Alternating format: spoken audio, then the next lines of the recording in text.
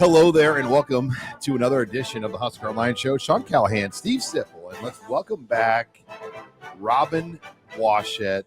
Don't confuse him with Wayne Newton because he's been in Vegas that long, but he's back. I'm back, and I am happy to be back. A week on the strip. It's pretty cool for a couple days, but when about day 5 hits, you're like, all right, really, we need to get out. $60 lunches. Yeah, like you get a burger for like $30. Really? Yeah. See, that's illuminating. I mean, there are places you could go that are cheaper, but they're cheap for a reason. I was there 40 years ago, so I didn't see what you saw. It's fun. I get it, but 48 hours is $30 burgers. Yeah. And when we go back out there in July, we're going to leave on a Monday and get there and leave on a Wednesday. Are we taking our own lunches?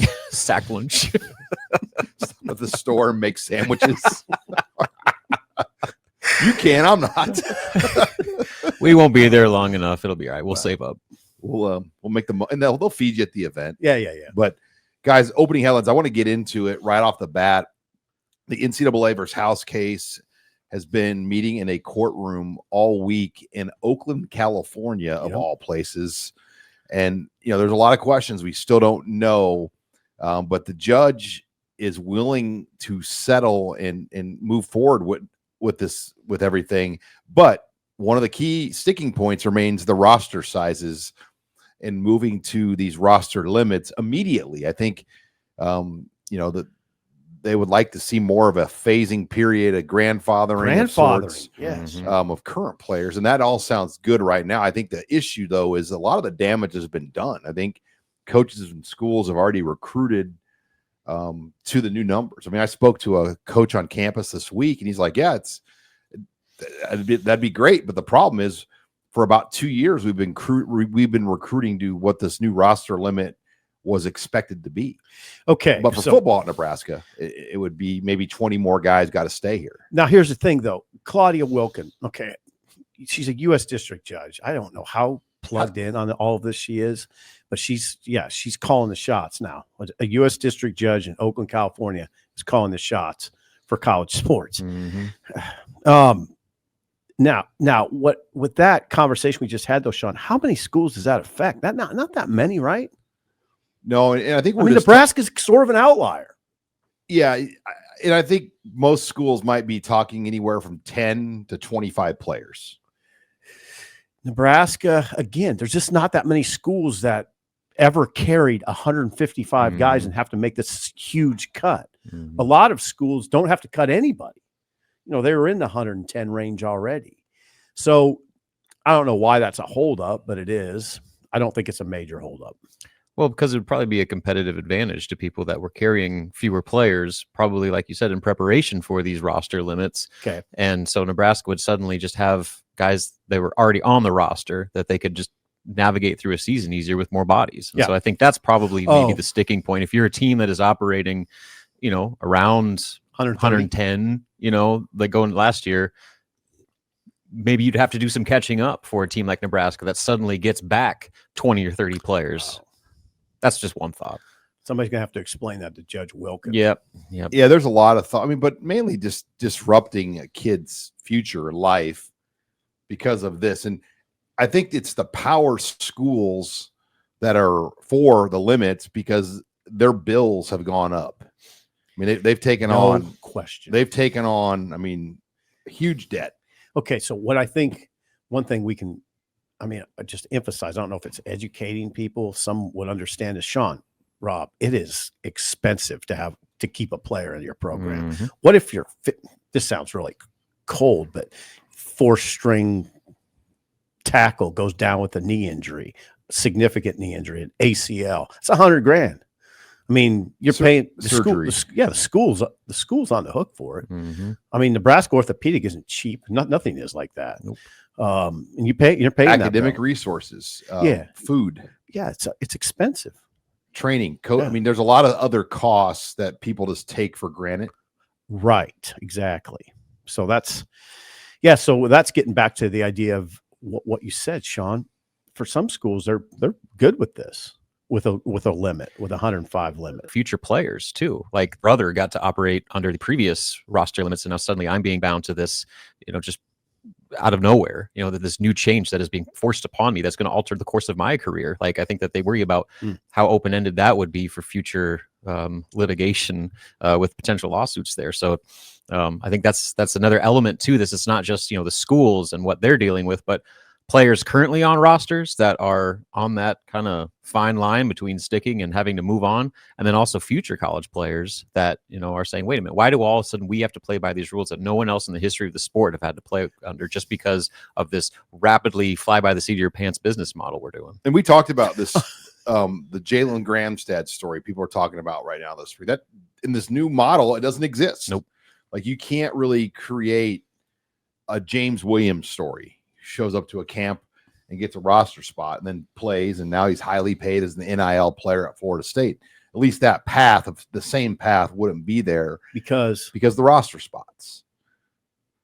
But if they do create a grandfathering, my question is, would players that would fall into the grandfathered years, if they transfer from school A to school B, do they count towards the old rule or the 105 rule? And so I think there's a lot of things because you could have like a group of players that would fall into the grandfathered category, and then they could have free reign to move around and not count towards the cap. See, this is what the lawyers have to deal with. And this isn't the only, there's like 2 other items that Claudia Wilkin directed the lawyers to. You got to go back and fix some of this thing. Get back. What she says, get back to me in a week.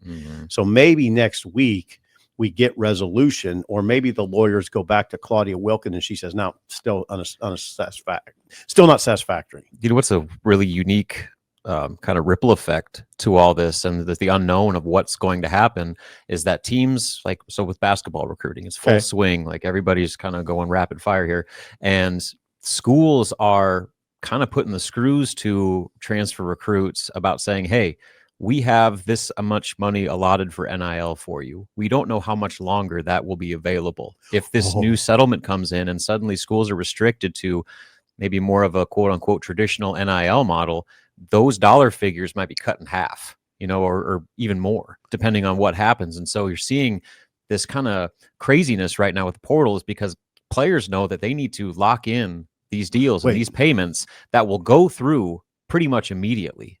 So that they have the money before any future ruling it happens on this settlement. So that's a tactic. Like, schools with these huge NIL budgets, like, hey, if I know you're choosing between us and a couple other schools, but we're offering you this, and that could be on the table for another day. So you either take it now, or you might not get half of it. They're using the craziness as a leverage play. And how does it self-correct then over time? Is the question, because there will be a self-correction, especially if collectives are kept in check. But I still think there's ways around that. I know, every collective deal over $600 would have to go through a clearinghouse. Well, I think what you'll see is collectives get their high-level partners or supporters and say, all right, this guy is in for $250,000 to this specific player, and that player is going to have an endorsement deal with his company. You're going to see things like that, where now the collectives just collect all the money and then they just pay it out, where I think you'll have to earmark specific endorsements a little bit tighter to get through this clearinghouse. And that's clearinghouse. That's where the general manager role probably becomes even more critical, and just finding different loopholes and ways to distribute your money within this new framework of rules that everybody's operating under for the first time. I picture the clearinghouse as like one of those just giant forest fires. And like a forest fire, and someone's trying to put it out to stop it or slow it down, and they just dump one of those small buckets over the top of it. And it doesn't even, it's just, I don't see how this clearinghouse is going to stop. Yeah. Because guess what? Schools have been finding ways around the rules for decades. This is not a new thing. Cheating has always been around, and they're just going to find new ways to cheat and work around the rules, or at least maybe blur the line of what the new process wants to happen and what shouldn't happen, and they're just going to find a way to kind of wiggle on that line. That's the way it's always happened. I don't know what. Yeah, this is Claudia Wilkin. Good luck, Claudia. Claudia Wilkin and a bunch of lawyers. The lawyers are getting rich, by the way. They're working ungodly hours, billable hours. They were in the courtroom so long they had to get out of there before they locked the doors to the federal building there. So yeah, I hope people sort of understand. It's hard for even us to understand it, some of it. So we'll see where it goes. All right. When we come back, we'll talk spring football and get into what we've learned here in week number 3. You're listening here to the Husker Online Show. Back here on the Husker Online Show, Sean Callahan, Steve Sipple, Robin Washhead. As now we'll talk some spring football. But before we get to that, this segment of the show brought to you by Omaha Steaks. And look, guys, it's 70, 80 type degree weather. You're getting that grill brushed off. You're outside. You want to get going and have some things to stock up on to get the grill. No better place to look than omahasteaks.com. Not only do they already have many great things that are marked at 50% off site-wide, with Husker Online, we are going to give you an additional $30 off your checkout order at Omaha Steaks by simply using the promo code HuskerOnline at checkout. Go to omahasteaks.com again and use the promo code HuskerOnline to take advantage of their spring savings event, and you'll get $30 off a lot of those already marked down boxes of your favorite things: burgers, steaks, chicken, you name it, dessert, side items. That's all at Omaha Steaks with that promo code HuskerOnline to get $30 more taken off that box. Thanks again to Omaha Steaks for sponsoring us here on the Husker Online Show. Okay, let's get into some spring football because Nebraska has been back at it now. It's hard to believe. By the weekend, they're going to have 10 practices in, and it's just flown by. I mean, there's just 5 more left, and really just 4 more left because I don't really count the fan festival where we're going to see former players playing as a practice. It's going to be more of a deal, but deal. It's going to be more of a deal. No scrimmage for Nebraska right now, at least as of this week. I think the storyline of the week, though, was Marcus Satterfield. We heard from Coach Satterfield the first time this week since he was demoted from being the offensive coordinator to just the tight ends coach, and obviously still paid his same salary of $1.4 million. So none of those parameters have changed for him. But he spoke about just how humbling it was, but how much he loves Nebraska, and he wants to make this work, and he wants to see Nebraska get going. Well, he also said, is quoting Marcus Satterfield, we as coaches preach every day there's going to players, there's going to be adversity. What happened to me is no different than a player getting benched or having to go from first team to second team. I believe in this place. I believe in Nebraska. I still believe in it. We have great things ahead. I think we can do it. I wanted to be part of it. I wanted to finish what we started. And I thought it'd be a great example for our guys. He's right. I mean, that's a very professional, positive way to look at it. Yeah. And I'm sure the money part of it was enticing. It's like, I can still coach and make the same money. That's fine. All right. Yeah. So I'm sure that played part of it, but I also do think that there's something to the loyalty and relationship he has with Rule. The fact that, this was still something he wanted to be a part of. I know that Nebraska, I'm sure, is great for his family, but I think he's also invested so much and, has such an appreciation for what this last 3 years of building the program have been, and he wanted to continue it. So, I mean, I think there was a long list of reasons why he would want to stay, despite kind of an uncomfortable and awkward situation for him, which, I do like how he approached that, you can't tell players, hey, you lost your job, deal with it, find a way to get better, and then not do the same thing yourself when you're in a similar situation. And I think it was more than, I think it was more of that than just money. Yeah. I just say that helped, I'm sure. Yeah. Well, I mean, there's a pragmatic. It would help if I was in that situation, right? There's a pragmatic part of it. You got a family, you still got to take care of, and you in that profession, you got to get what you can as an assistant, right? So that's what he's doing, but it's not. I don't think it's all about that. I do think there's those very, less cynical reasons. Well, then you had Heinrich Harberg speak. Yeah, Heinrich, and kind of a similar story. Here's a guy that had the keys to the Ferrari with Satterfield. And he got transferred to being a tight end. And what's that? Is that a light duty pickup? Yeah, he got into a light duty truck.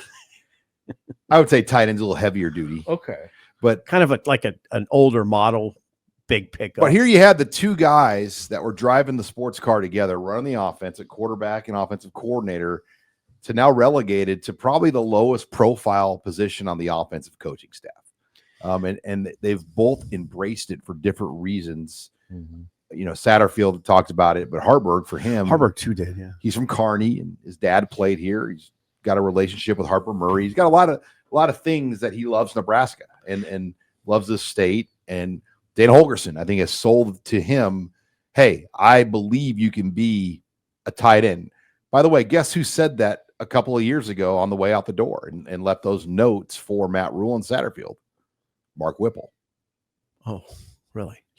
The final notes he left for the new coaches when they came in were that he thought that Harberg was probably a better fit to be a tight end. Wow. Whip leaves a lasting legacy at Nebraska. Oh, Whip. Now, Harberg also said he's really close to Satterfield, and they got tight. You guys remember we covered the 2023 season. Remember, it was just patchwork every week for the offense. They had all those injuries. They were on the option. Yeah. Satterfield had never taught the option.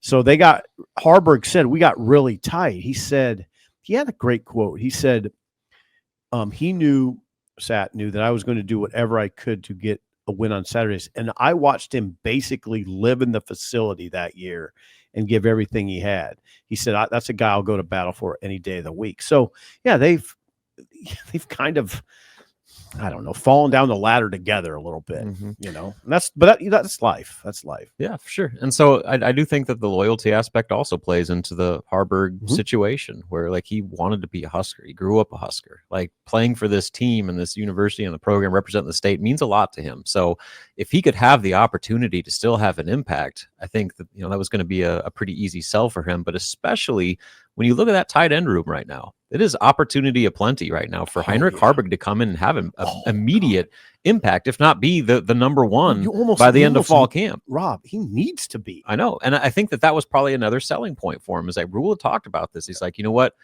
I know that you've been a quarterback all your life, but I have a track record of seeing what you could be at another position down the road, and a long laundry list of dudes that have thrived after making these types of moves. And so when he talks about a guy that wants to play in the NFL, Heinrich Harberg's not going to be an NFL quarterback, but he could be an NFL tight end. Will we see a Heinrich Harberg throw this year? I mean, it's teed up. Okay. We've done so well this podcast where I haven't been grumpy. Here it comes. Grumpy. Now here comes the grump. Why do we got to do that Gadget stuff? I mean, it was overboard last year, and like every time he Sean, came in, Satterfield's Gadget plays. Like, I mean, you gambled like your whole paycheck to get like 5 yards. I covered the Lincoln Capitals in the Pershing Auditorium Indoor League. I saw a lot of Gadget plays. I get that, but does Alabama run Gadget plays every week? I mean, why do we have to do this? I mean, maybe like one or two, but like not a game-to-game thing. We're like, oh, here comes Harberg. They're going to do something wacky. Thank you, Rob. It got a little excessive. Yeah. I mean, they even tried it with Carter Nelson last year. Wacky. Carter Nelson at running back because he's a state champ high jumper. Right. High jump over the goal line. Right. Yeah.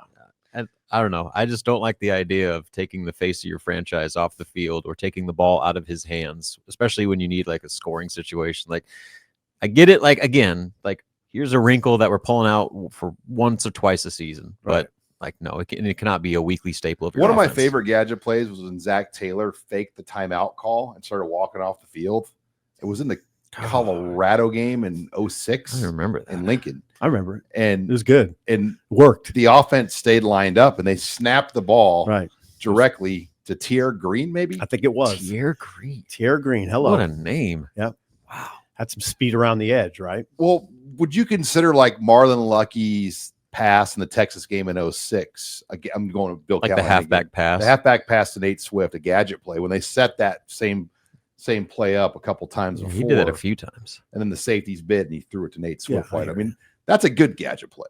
But what you don't want to see junk Gadget plays. Well, yeah.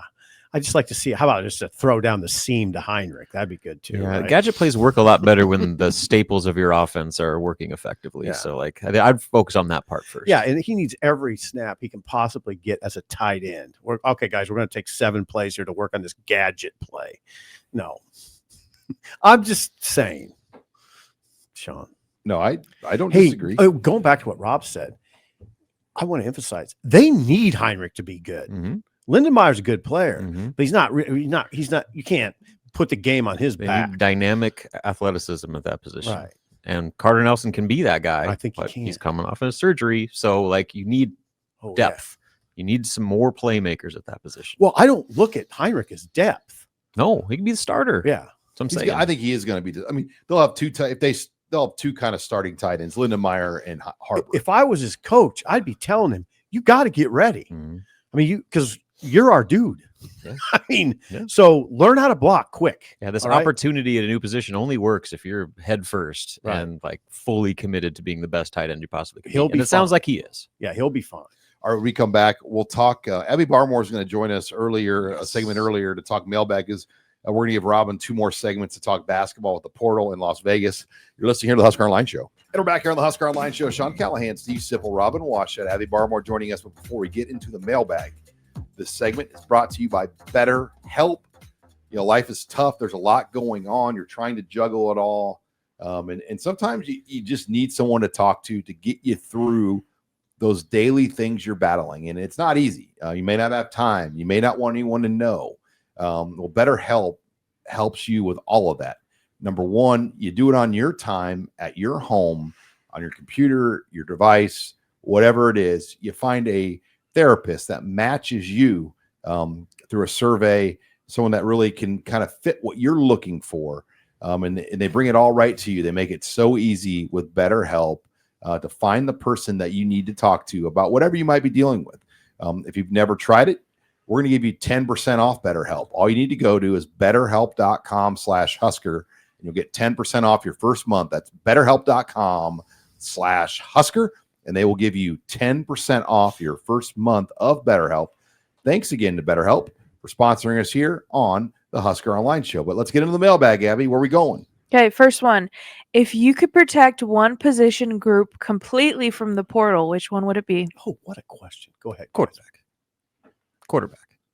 Wow, that's the If answer. you have a quarterback, you're going to be competitive. If you don't have one, you're not going to win. And so when you have a good one, keeping teams from poaching that good one, I think is by far the biggest domino of every offseason. I would say offensive tackle, too. I mean, like if Elijah Pritchett all of a sudden was gone, you'd feel a lot different about this team. Would you? Well, yeah. You saw Gunner hold up really well, Sean. He did, but I Gunner Gatula. You still need a proven second guy. And Teddy and Turner are coming off surgeries, and they've both missed multiple years in a row of injuries. Okay, so Dylan's the clear answer because it's hard. We'll get to you in a second. Dylan's the clear answer because it's really hard to win despite. I mean, that's an obvious one. It's Dylan. I mean, but after Dylan, then it gets tricky. So how about non-quarterback positions? That's why I said left tackle. Okay. Left tackle. Now, I believe that they would be okay without Pritchett because Gunner proved himself last year in 9 games. But he's missing all this time to train and lift. It's true. Oh, I'm not saying you're wrong.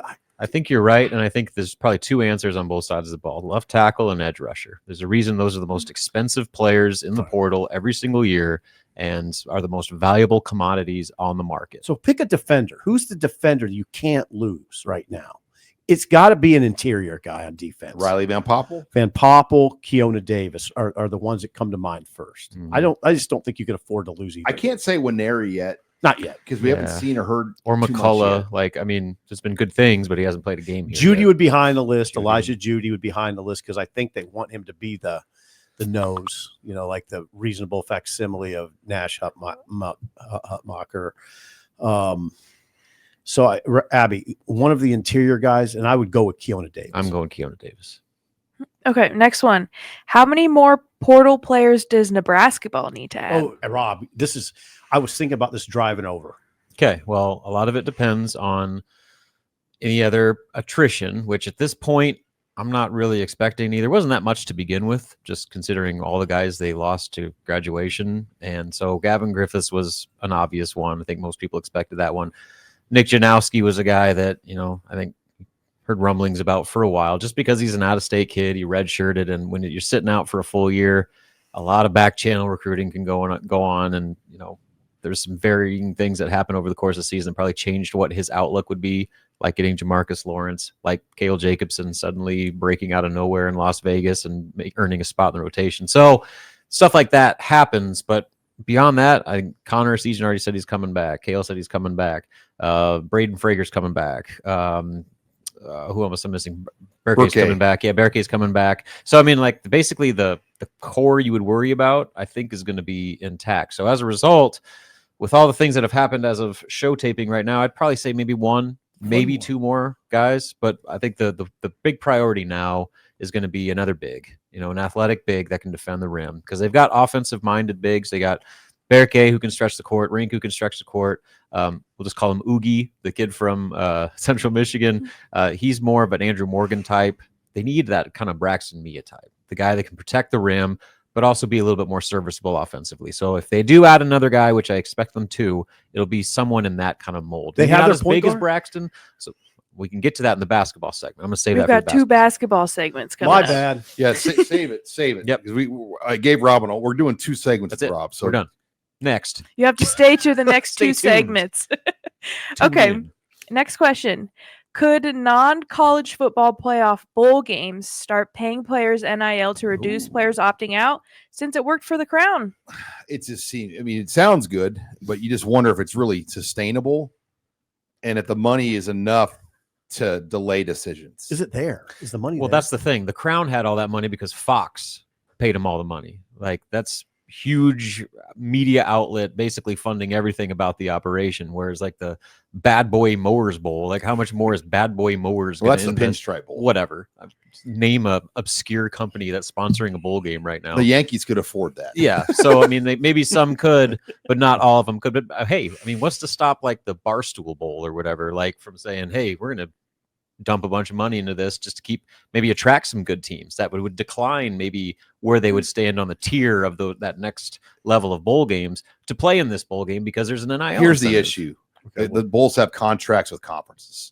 So you can't do what you're saying. Why? Because the leagues have a selection process tied to the conferences in a pecking order tied to the conferences. So Nebraska might be more attractive as a 6-win team than some 9-win teams in bowl games, but they still have to play the selection process, and they're not going to be able to, hey, we're going to take Nebraska because they'll draw more and we'll pay them. Like until the selection process goes away, like you can't really do this. Like there's a pecking order that the conferences agree to with the bowls.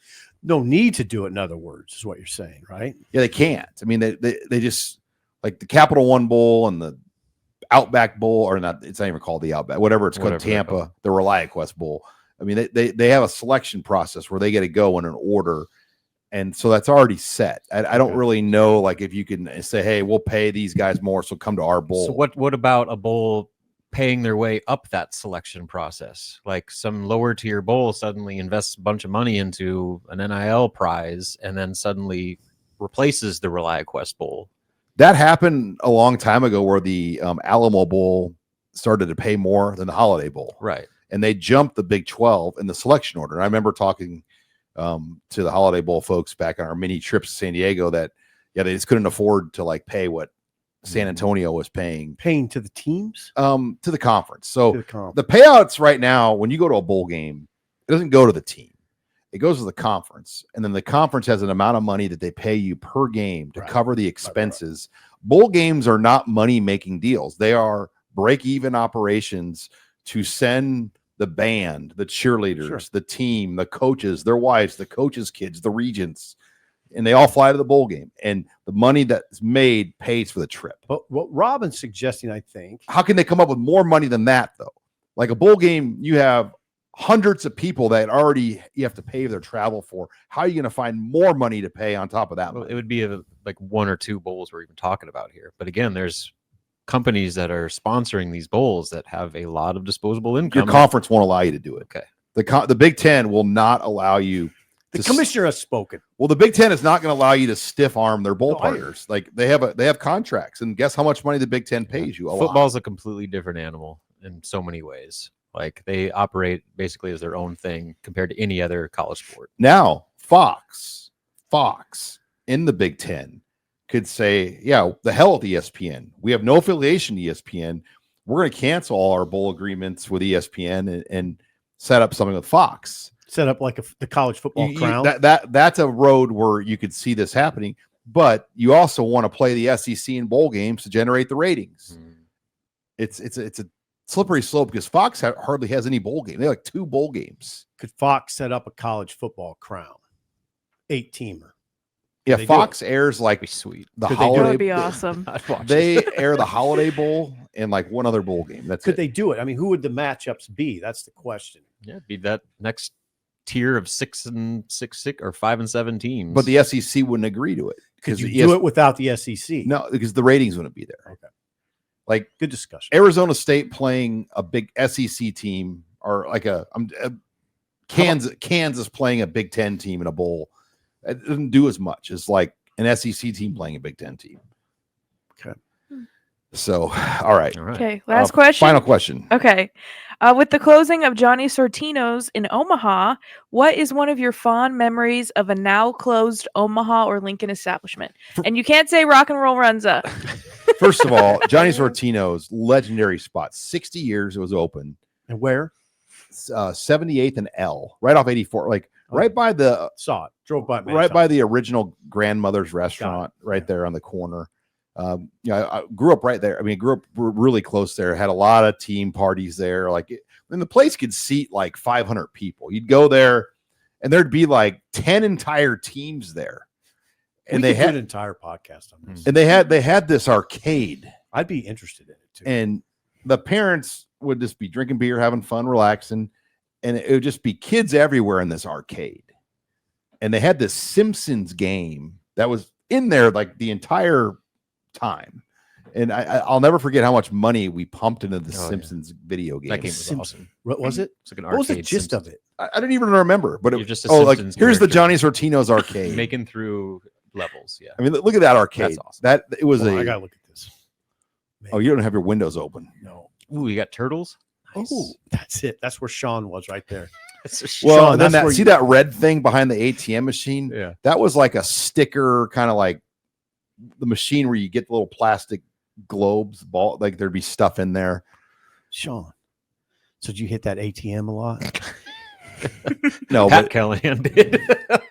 I mean, when we beat Ralston in '99 for district championship, our team party was at Sortino's. Like the entire school was there. It was awesome. Nice. But okay, place I miss. That is beautiful.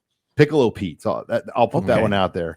Sean took me there right before it closed. Like I think like the year it was closing. Tell me about it. Well, one of the original South Omaha steakhouses. Kind of South Omaha downtown in that area. I want to say it was on 20th Street, but just thick. It was one of Warren Buffett's favorite restaurants. Like he took A-Rod there. I believe he took LeBron James there to eat. Like he would take people there when they'd come in to meet with him.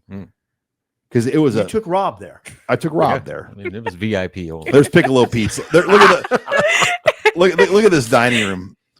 Wow, Sean. Telling you, it was sweet. But it was one of those places where you'd get like a big prime rib. Yeah. You'd get a potato, a vegetable, and they would give you soup and salad all with the entree. It wasn't a full meal. It was awesome. It was great. That's why Warren Buffett's like, it's a great value. Once again, the address. It was like 20th and Martha or 20th and Pierre. Martha? It was like 20th and I should know this, but there was baseball fields right by it. We played a lot of baseball there growing up. What's yours, Sid? Oh, mine's easy. In Lincoln, it's the Old Country Buffet, which went away. I don't know when. I used to go there. Yeah, I went there. It was a big part of my collegiate experience. For a number of reasons, I liked it, but also we would go. You do the thing where you go late lunch, then stay for the early dinner and pay once. But we take our books in there. Me and Paco, my roommate, rest in peace. And And we do that a lot. But I love the chicken. Just destroyed the fried chicken. Fried chicken was incredible. And they had ice cream flowing. It was really good soft serve ice cream. There's just a lot of great memories from there. Like one time, you guys remember Mike Cluck? He was a former sports writer around here. One time we were in there and he just saw our cars in there. He wasn't even going to eat. He just stopped in because he saw our cars. And I was standing at the dessert line or the dessert bar. And I just heard, I didn't even see him come in. I was standing there kind of assessing what to do. And I heard this voice over my shoulder. You want the bread pudding. And I was like, I don't even like bread pudding. I don't want bread pudding. You want the Old bread. Country Buffet. I love that place. I loved it. It was a happy little spot. It was. Another happy little spot was the original Valentino's buffet over by East Campus. Holdridge Street. On Holdridge. Like I've heard rumors that they still like occasionally like do something with it. I don't know. I haven't been there in 15 years. But man, that was a staple for me growing up. It's a lot of the same reasons you listed for that. There you go. I got a $50 free gift promo. card. Geez, you gotta cash that in. We've been close over the years to getting Valentino's involved in the show, and maybe this will get them on the show. Yeah, with they're- us. It's still there, I thought. Okay. Well, I didn't know. It's there. Wasn't I it tried. closed for a while? It's not a buffet though. They have a Yeah. I mean, the buffet in Lincoln is gone because during State Boys basketball, that was just like where every team I'm went. talking about the full buffet where Yeah. you sit down, you say you're getting the buffet. Well, then there you was just one get up there downtown and eat. too. You Yeah. guys remember the one right downtown by the bars? There was a Val's down there I don't remember that one. Sort of remember that. How long ago? on P, On like P? or right by like. I do remember it. Yeah. Anyway, but the pizza and the pasta and then that dessert bar was, I mean, like half of my eating was just dessert. It was disgusting. But I was young. I had a good metabolism. I think It was the fine. Valentino's buffet still exists in like the smaller communities. Like you can go to like But that location Jealous. specifically, I have fond memories. of. College? Was that college? No, or even before? younger. Even Younger. like elementary school. So your mom and dad took you there. Mm-hmm.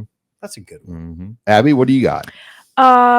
My family always loved to go to La Paloma. Mm. Is still the best Mexican restaurant I've ever been to. remember that place. Everywhere else sucks compared to it, honestly. Hey, if you used to own La Paloma, please contact me. Please, I'm begging you.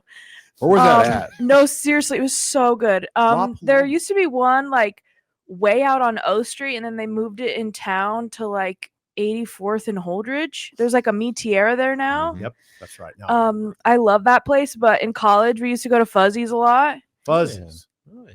and Order that tacos. place was so good. I ate there sober there one time, and I was like, I Not don't the same. know. I don't Not the same. know. Kind of like De Leon's But- for me. Yeah. Amigos too is that way. At 2 a.m., that thing tasted a whole lot better. Oh than my 2 p.m. gosh. I'll tell you that much. I love It Fuzzies. was delicious. All right, I'm going to land the helicopter, guys. But Okay. good segment. Let's talk some hoops. All right, when we come back, we'll open the floor up for Robin Washit as we'll get into the portal and we'll talk Vegas next. You're listening here to the Husker Online Show. Back here on the Husker Online Show, Sean Callahan, Steve Sipp, Robin Washit, talking basketball transfer portal now as we go more in depth with Robin. But before we get to that, this segment is brought to you by who, Steve? As usual, Larson Motors, car sales. If you're looking for a new vehicle, go for a new experience in Nebraska City at Larson Motors. Larson Motors, that's with an O on Larson, is one of the Midwest's only dealerships with all the major brands in one location. Finding your new Chevrolet, GMC, Hummer, Ford, Chrysler, Dodge, Jeep, or Ram never has been easier. So how about starting your new experience today? A lovely day at LarsonMotorGroup.com or at Larson Motors in Nebraska City. Larson Motors, real people. Real deals. Real deals, baby. All right, well, Yeah. let's talk some transfer portal, Robin, because, I mean, things have gotten just picked up in a rapid rate as far as Nebraska basketball. They've now added, I believe, Five since last Friday. Jeez. and they've lost two. Yeah. So it started with Bryce Sanford from Iowa, who I think most people assumed he was going to be very high on Nebraska's board. He, in fact, on Wednesday during Fred's kind of postseason media recap, admitted that Price was their number one high school recruit on their 2023 board coming out of Waukee Northwest. And he took an official visit, and had his older brother not been a Hawkeye, odds are Price probably would have committed to Nebraska out of high school. He comes from a long family of Nebraska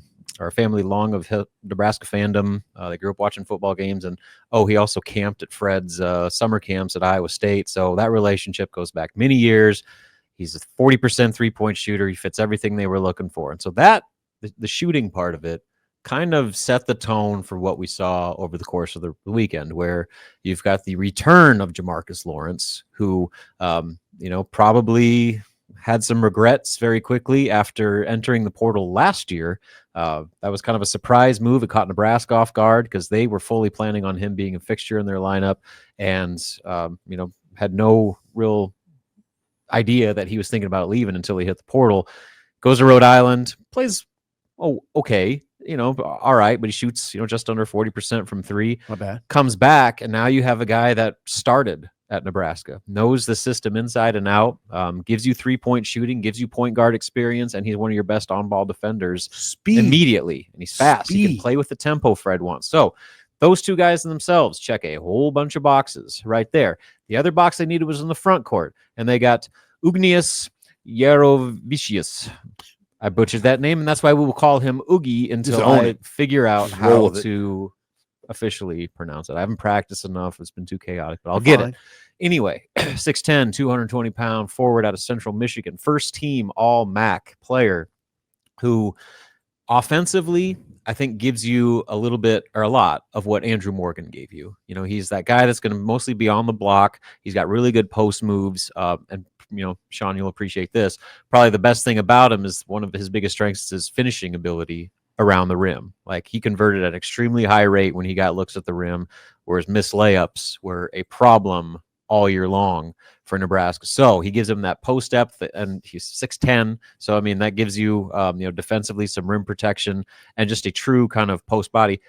But he also went 3 for 3 against Minnesota from 3-point range this year. So he's got the ability to step out and hit him when he's open. And so that kind of set the tone for even more shooting when they landed Will Cooper, the former Millard South player who spent last season as a freshman at Air Force. He's an interesting guy in that he's been on Nebraska's radar for a while. I go back 2 years ago at the Fred Hoiberg Elite Camp, where they handpick 50 guys from around the area, mostly in-state, but surrounding states as well, and invite them to come to this camp. And Will Cooper was one of them. Now, at the end of his high school career, he suffered 2 season-ending injuries as a junior and then as a senior. And then at Air Force, he kind of was a back end of the bench guy, but by the end of the year, over the last month of the season, he averaged over 11 points per game and shot, about 40% from 3-point range, including a game against Fresno State where he had 21 points on 7-7 or hit 7 3-pointers. So more shooting, a guy that can be that kind of corner 3-point pick and pop type guy.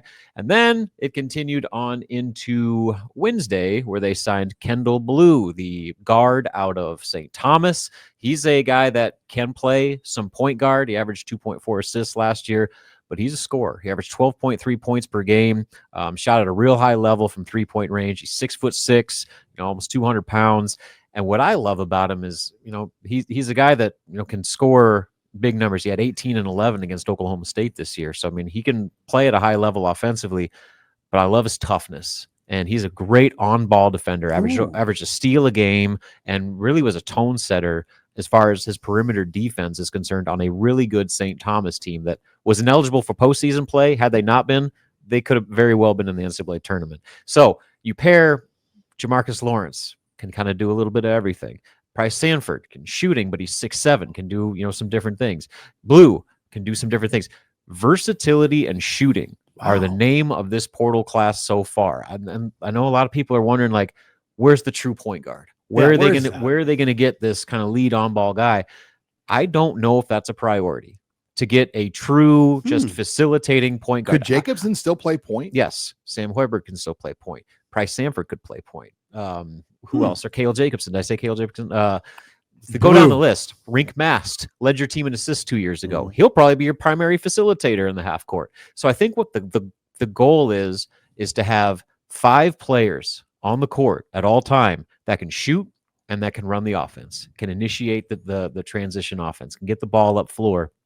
So you're not just relying on 1 or 2 guys to be your lead guard. So that's kind of the plan. And Fred Hoiberg said that, I don't know if he's really looking for a true point guard. I think that they want a collection of shooters, especially in the half court. If you have Rink at the high post with 4 shooters around him and guys that can do back cuts like Casey feasted on 2 years ago, suddenly that offense gets pretty potent. Yeah, you've sold this very well.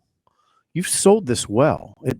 This looks pretty good. Like you're saying maybe one more guy.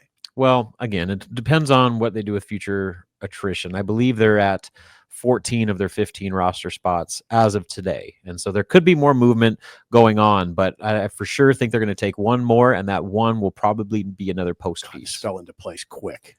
It does. And again, going back to our conversation, time is of the essence right now. The money talks. Yeah. I mean, guys, spots are filling up faster than probably they ever have before. And so movement is kind of fast and furious. Here's a tough one for you. Who's the leading scorer in this? Whoa, boy. I don't know.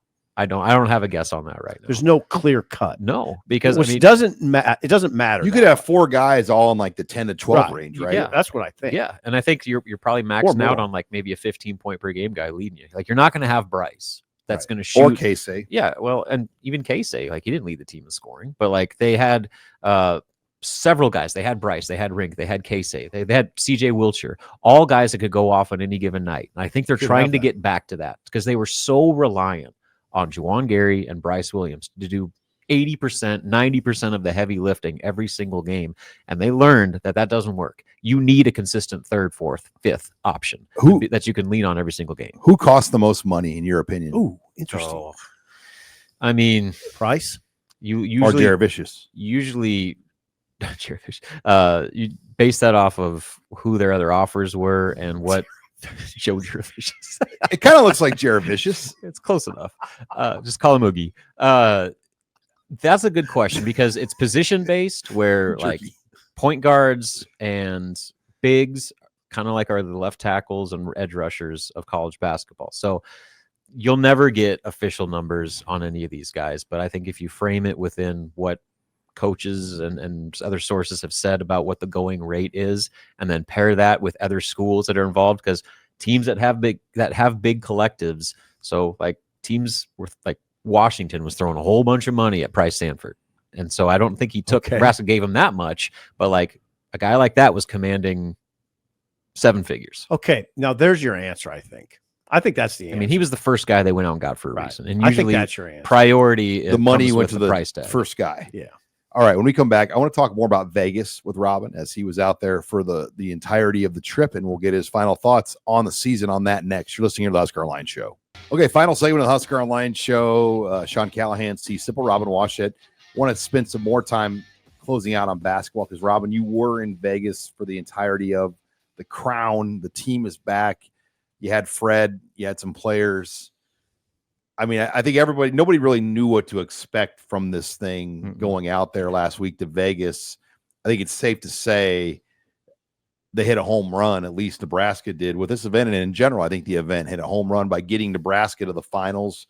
It generated a healthy television rating when you compare it to like what the NIT did. I mean, they did it right this first year. Now can they build on it? Yeah, so Nebraska made the absolute most of the opportunity and got national level exposure, some desperately needed good vibes back into their program. They allowed Bryce Williams and Juwan Gary and all those seniors to end the thing on a high note after such a disappointing finish to the end of the year. So, I mean, like, just the list goes on and on about why playing in this event was such a positive for the program and everyone involved. Now, it came with a lot of work, a lot of logistical juggling, with being in the heat of portal recruiting and trying to interview assistant coaches and all that stuff. Like, there was a lot on Fred Hoiberg's plate, and to his credit, he just kind of put his head down and did it, and it ended up being the best thing possible for his team at that point. And then for the tournament is concerned, them having Nebraska play the way they did and win the thing was the best thing that could have ever happened to them. Because you go to those arenas, I mean, there was nobody there, and unless Nebraska was playing. Oh, okay. Like, you know, these have a smattering of fans from here and there, but like as the week went on, every game Nebraska played, there was more and more and more. And then the Isn't that TV numbers, interesting? people started getting it because nobody supports teams that are on a roll and winning more than probably Nebraska fans when one of their teams is doing well. And you saw that carry over into the Las Vegas thing, where by that championship game, so they played in the T-Mobile Arena, the Las Vegas Golden Knights hockey arena, and they were curtained off the top level. So it was just the lower bowl, which was roughly about 7,000 people. I think the official attendance for the championship game was just under 3,500. So, right. I mean, it was about half full, but it was 90% Nebraska fans, and they were loud. It was like a different kind of fans that were there, and they were locked in, especially during that second half comeback. It was like a legitimate home court vibe that I think was a big part of setting the scene and making that such a special deal. So I agree with you. I think the Crown is just getting started. I think that will become the secondary postseason tournament in college basketball, especially if they invest maybe even more when it comes to that NIL incentive. How does that, Sean? I got to ask him, because people don't. I've heard the money split. How's the money split up? Yeah, evenly between every player. 15 guys, 12 guys. I mean, every player that was on the roster.